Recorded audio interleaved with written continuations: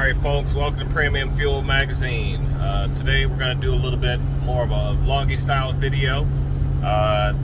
No major informational stuff in this video. This is more for folks that just watch all of my videos just because. Guys like Donald, appreciate you, shout out. And yeah, pretty much what we're going to be doing is I'm just going to show you guys the new build that's going to be coming to the channel, the next drift car. So some of you guys may ask, why am I building another drift car? Is the Drift Fox getting replaced? Things like that. No, the Drift Fox is not going anywhere. I'm not abandoning the Drift Fox. I'm not finished with the Drift Fox. Pretty much starting to reach my limits of where I want to take the Drift Fox. The Drift Fox, the entire build of that car has been for me to basically, it's almost like a dream car build. And I've been setting that car up for the way I want to drive it, for what I want to use it for. Consequently, that car has not been set up for any specific type of competition or anything like that. In order for me to compete with that car or do some other things with that car, I would have to make some compromises to that chassis that I don't necessarily want to make. And you know, we'll get more into that later if you guys have any other questions. But long story short, the Drift Fox suits my purposes as it is. It drives great the way it is, and I don't really want to change it significantly in order to be able to do other things. One thing in specific, that car is kind of a slow drift car, and I don't mean slow as in speed or power. It's just, it doesn't make the kind of grip that it needs to make in order for it to be a faster drift car. But that's fine, it suits my driving style. Also, as far as driving style goes, I'm kind of getting scared to push my limits of my driving abilities in that car, just because I don't want to mess it up. I really like that car. You know, I do understand that every time you go out on the track, you're taking a risk and things like that. It's understandable, but you know, I'd like to get into a chassis where I can push my limits a little bit further. You know, explore my driving abilities a little bit further. So this next car is not necessarily going to be a missile car. I hate the term drift missile or missile car or practice car or anything like that, because the way people do missile cars is they act like they're cars that they don't necessarily care about crashing and things like that. And I think missile cars bring kind of a reckless attitude into drifting, which is not necessarily good for the sport. Crashing is bad, period. You don't ever want to crash. You don't ever want to not care about crashing. Also, missile cars are very bare bones, basic, minimum everything.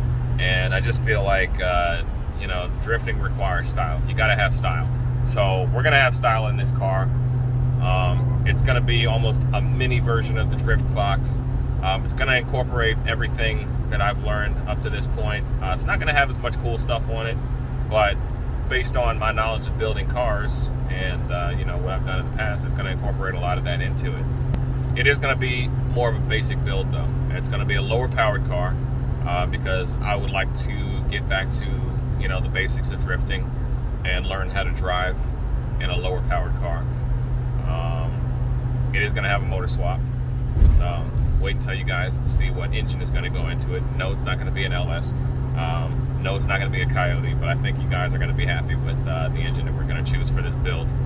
So there's a lot of different options that I considered when I was trying to choose what to build for my next car slash practice car, whatever you want to call it.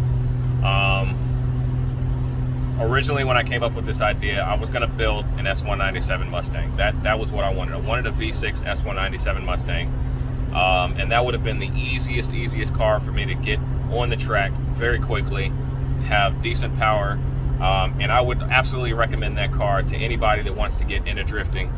Find yourself a V6 Mustang, put Steve Mass and John Duncan's ankle kit on it, and go to the track. The reason I didn't end up doing that build, to be honest, I don't know.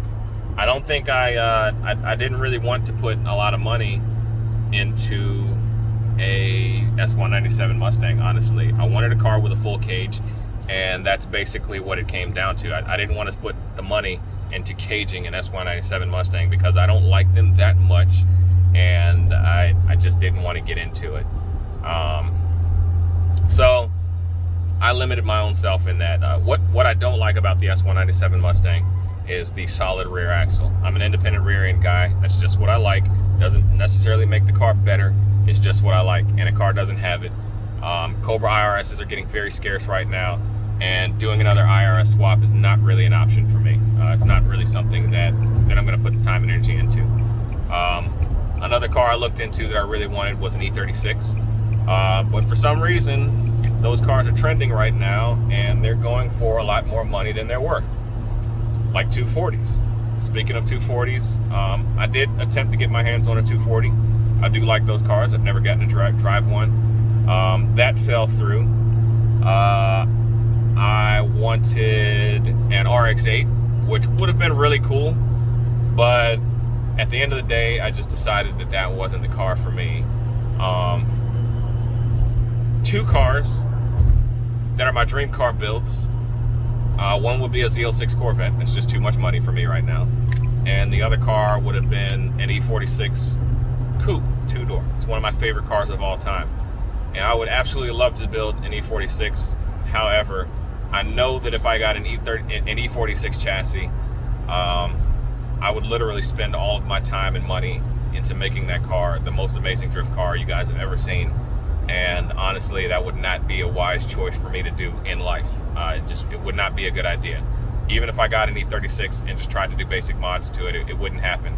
I would literally spend all of my time and money and make that into the perfect drift car. And it's really smart for me to just to not go that route. So there's been something that has always been in the back of my mind that I always said that I would never do. And you know, the more and more I think about it, the more and more I just wonder, well, why shouldn't I do it?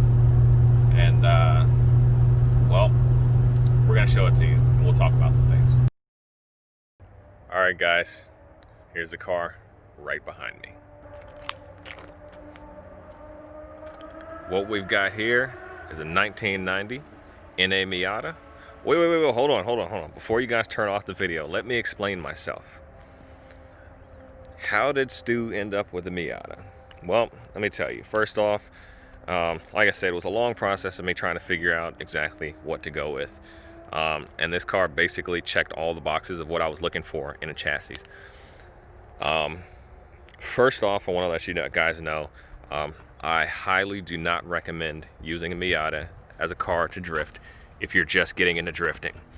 Now, if you like Miatas, or if it's the car that you have and you want to get into drifting, definitely go for it. But right now, running Miatas, I feel like they're overpriced, and you know, unless you're going to build a car from scratch to go drifting, like I'm essentially doing here, it's not worth it. And a lot of people just don't stick with builds anyways.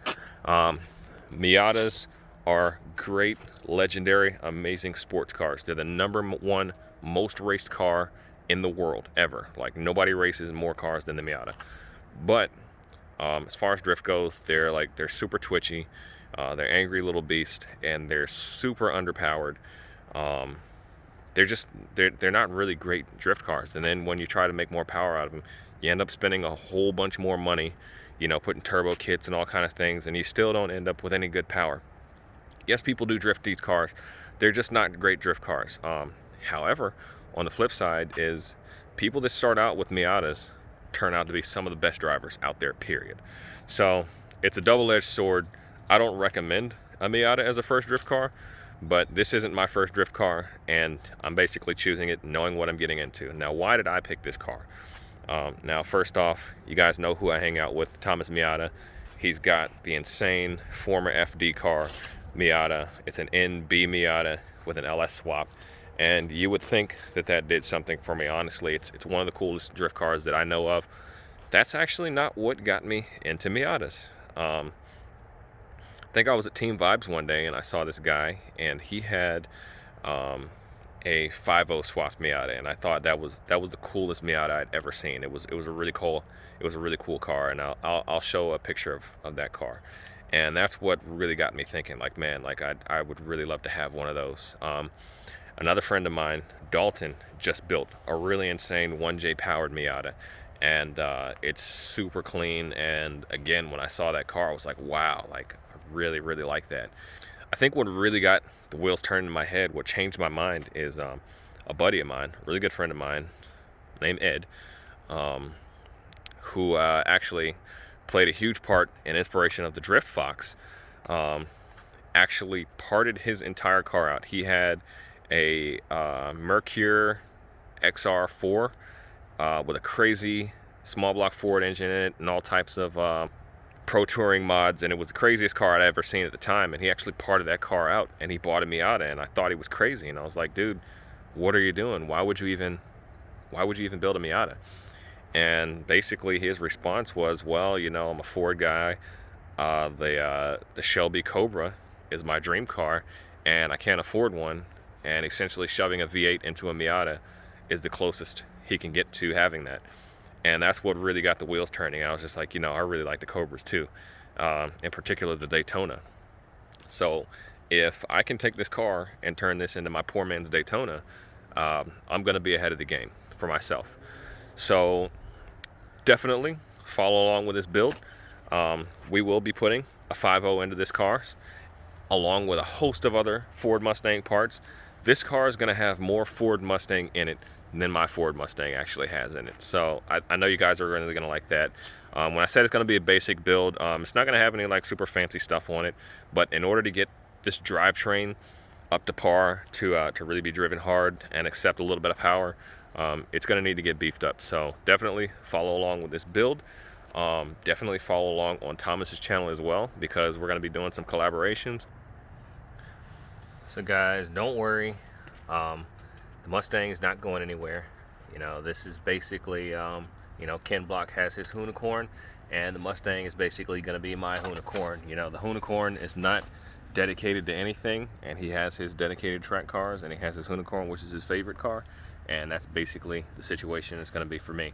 This is going to be a dedicated track car, and you know, the Mustang is going to come out when I'm ready to drive it like it should be driven. And I plan on getting a lot of learning time in with this car.